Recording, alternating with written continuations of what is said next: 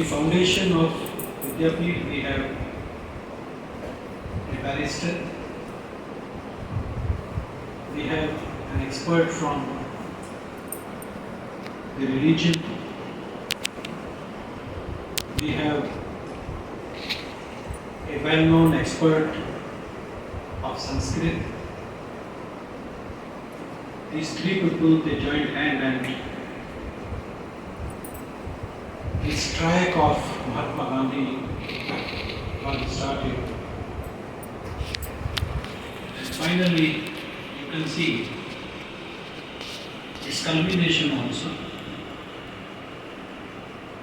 We have got Lal Bahadur Shastri Ji, Chandrasekhar Azad as the fruits of the plant sown by those three great people. See the variety. One is said to be the simplest politician of the world. Not only simplest, but also the strongest. Then another is said to be the top-class revolutionary of the world, who gave shape to the freedom struggle of India. And see the beauty of the entire story, that at the helm we were having Mahatma Gandhi ji himself. So that is the power of Vidyapeeth, that we have got both types of people. We were having the people from very revolutionary attitude, we were having people from mild attitude, we were having people those who are very easygoing but strategic. Now this amalgamation of both the three types of people certainly would yield the results which are reflective of the continuous innovations, continuous upgradation and continuous upliftment of the level of education at this organization. And has been said that 40 years ago we started this law department. And today on this auspicious occasion we have got all the three generations. We have got the people who established it. We have got the people those who are at the responsible position and pass out of this department. And we have got the present student. It's a rare event where all the three they have been put together. And that is the power only of the day of establishment, the foundation day of it. I feel the repetition of the history will merely be something which is being repeated every year. But the peculiarity of this time's celebration has to be realized by the present students. Today Professor Mishra has rightly pointed out that from where the department started, from where the journey started. No building, nothing, but see the enthusiasm and devotion of the students.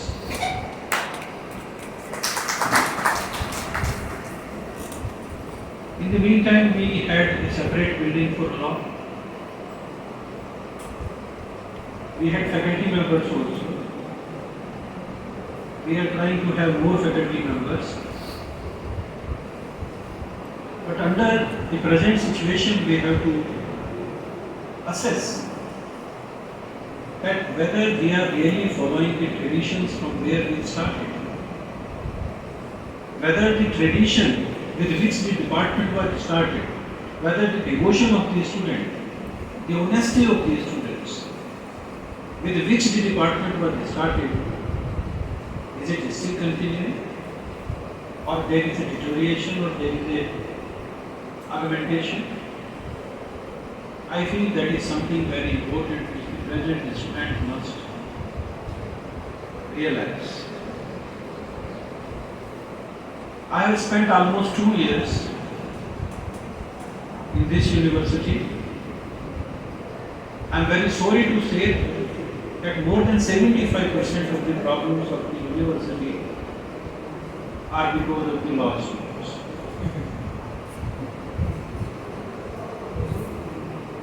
More than 75% problem of the university are because of the law students. You fix the exam, a group will come, we don't want exam now. Another group will come, we want exam immediately. Just see what type of tradition they are following. Is it the same tradition of which Professor Mishra was talking? They were not having classroom, they were not having chair and table to sit. Today you have everything. But one thing is missing. That devotion, that respect towards the tradition is missing. You just see you are having the responsibility because you are going to be a person from law, a law person. You are going to have the responsibility of setting the things right. Are you really worthy to set the things right? Please look into yourself. That is something very serious. And it is not the problem only in Kashi Vidyapeeth. It is the problem in the affiliated colleges also.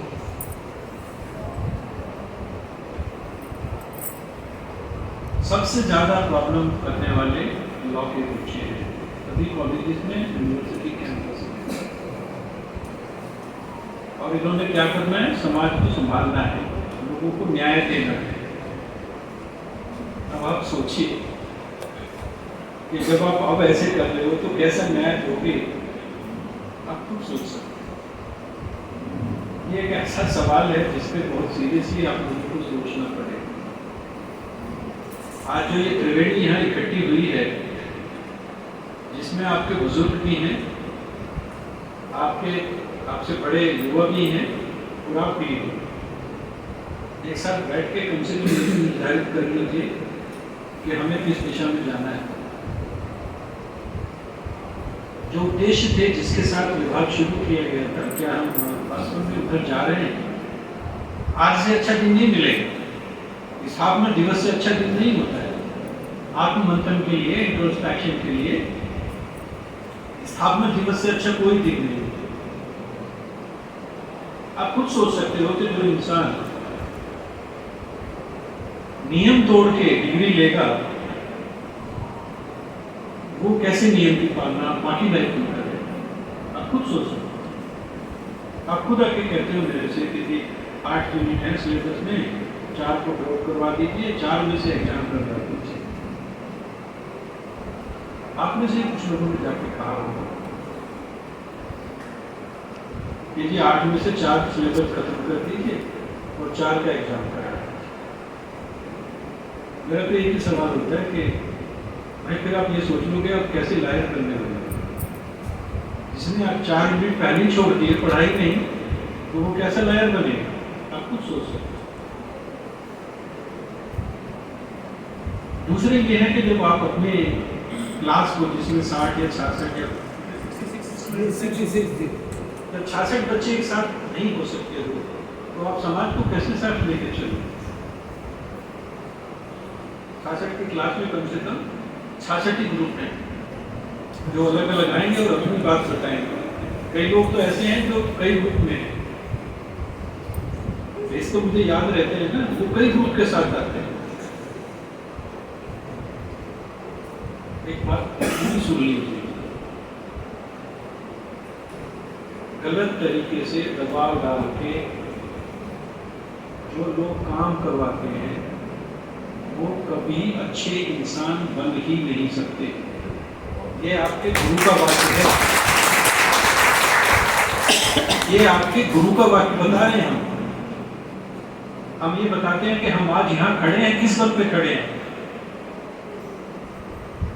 सारी education कर ली हमने, BSc, MSc, MPhil, MTech, PhD, एक साधारण से गांव के school से पढ़ के, और हमारे ज़माने में तो पूरे एशिया का, पूरे यूरेशिया में सबसे ऊपर IIT कानपुर होता था, वहाँ से हमने पढ़ाई की। आप लोगों को विश्वास नहीं होगा कि हमें कभी डीन के ऑफिस में जाने का भी मौका नहीं मिला। केवल हेड तक ही हमारे सारे काम हो जाते थे, डीन के ऑफिस में जाने की जरूरत नहीं पड़ती। डायरेक्टर और वाइस चांसलर तो छोड़ दीजिए, वाइस चांसलर के तो ऑफिस का भी पता नहीं कर कहाँ। उसके बाद 11 साल हम गुरु नानक देव यूनिवर्सिटी में रह के आ गए, असिस्टेंट प्रोफेसर, वाइस चांसलर से एक बार भी नहीं मिले। अपना काम करते थे बढ़िया, जब मिले तो फंक्शन में मिले जिसमें वाइस चांसलर ने अवार्ड दिया।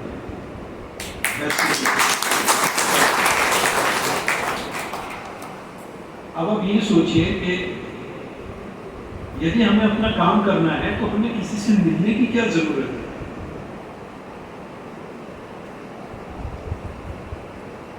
यहाँ तो मिलने के अलावा कुछ है ही नहीं। हमने भी कहा ठीक है, सबको, हर कोई जिसका मन करता है आके मिलो। लेकिन आप खुद सोचिए कि उस सारे प्रोसेस में समय किसका खराब हो रहा है? आपके वाइस चांसलर को यूनिवर्सिटी में दूसरे काम करने के लिए समय होना चाहिए। आप लोगों को विश्वास नहीं होगा कि सुबह से जब मैं आता हूँ, कम से कम मेरे ऑन एवरेज 6 घंटे बच्चों से मिलने में जाते हैं। 6 घंटे बच्चों से मिलने में जाते हैं डेली। अब आप खुद सोच सकते हैं कि वाइस चांसलर क्या करेगा, जिसके 6 घंटे रोज बच्चे ही ले जाएंगे तो विश्वविद्यालय कहाँ जाएगा? ये ऐसे तमाम सवाल हैं जिस पे हमें सोचना पड़ेगा। ये तो मैंने अपने ऑफिस की बात बताई है। ऐसी ही स्थिति आपके विभागाध्यक्ष की भी होगी, आपके डीन की भी होगी, आपके डीन स्टूडेंट वेलफेयर की भी होगी, आपके चीफ प्रॉक्टर की भी होगी। सभी लोगों की ऐसी स्थिति होगी। जब मैं इतना सफर कर रहा हूँ तो वो तो मेरे से ज़्यादा ही सफर कर रहे होंगे। और समझ लीजिए 75% कंट्रीब्यूशन लॉ स्टूडेंट्स, जो 6 घंटे हैं उसमें से 4 साढ़े 4 घंटे केवल लॉ के बच्चे लेते हैं, वो आपको या आपके कॉलेजेस के। और टोटल बच्चे लॉ के कितने हैं रंजन सर, विद्यापीठ में? हमारे यहाँ सर एक सारे कॉलेजों में मिला के लगभग सर 2200 करीब है। 2200 एक सेमेस्टर में तो कितने? 3 सेमेस्टर है, 3 सेमेस्टर 5000 बच्चे समझ लीजिए। हम कहते हैं कि सारे मिला लो 10,000 समझ लीजिए।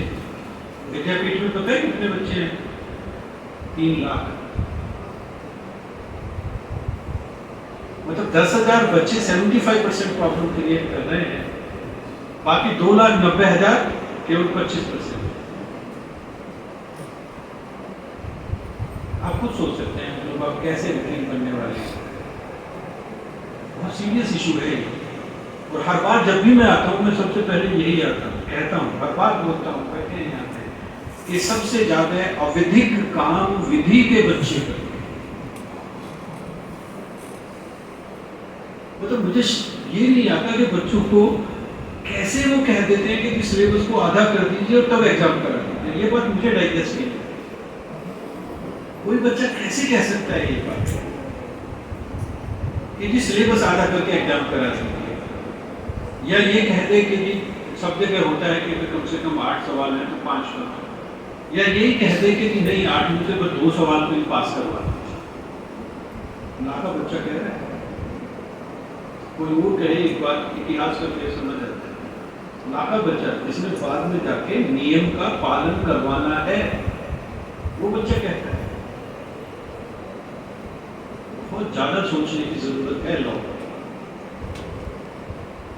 और जैसा मैंने बताया आज मौका भी है, दस्तूर भी है और माहौल भी है।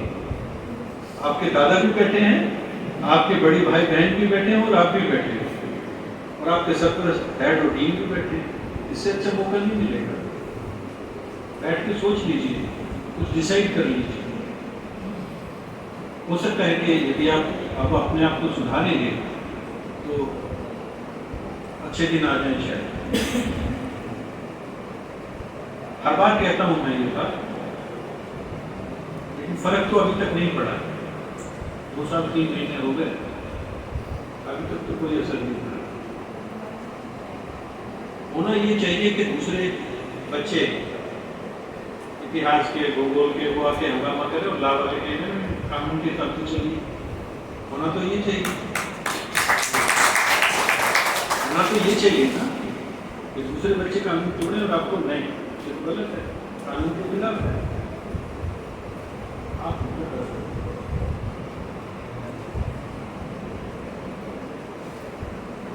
थोड़ा सा सेंसिबल हो जाए तो शायद अच्छा रहेगा।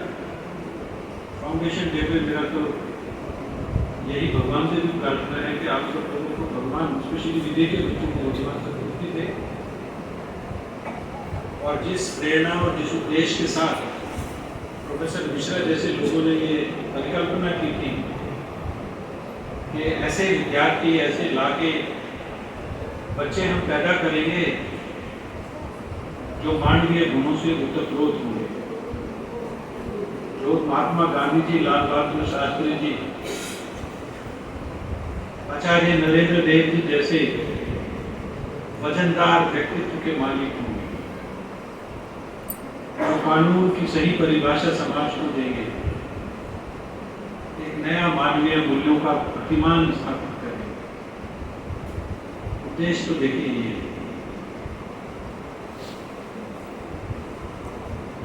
पूर्ण आशा है कि बाबा विश्वनाथ हमारी जरूर सहायता करेंगे। और अगली बार जब हम स्थापना दिवस पर मिलेंगे, हो सकता है कि मेरी जगह पे कोई और बोल रहा होगा, लेकिन यदि आप लोगों को सुधार आ गया तो मैं इसे अपनी जीत समझूंगा। बहुत बहुत धन्यवाद, और एक बार फिर से आप सभी को बहुत बहुत बधाई।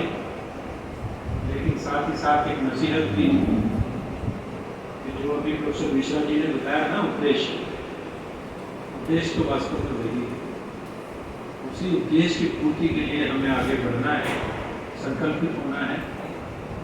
यदि हम कर पाते हैं तो निसंदेह ये हमारे संस्थान के लिए भी अच्छा होगा, आप लोगों के लिए भी अच्छा होगा, प्रदेश के लिए अच्छा होगा और हमारे देश के हित में होगा। बहुत बहुत धन्यवाद। जय हिंद, जय भारत।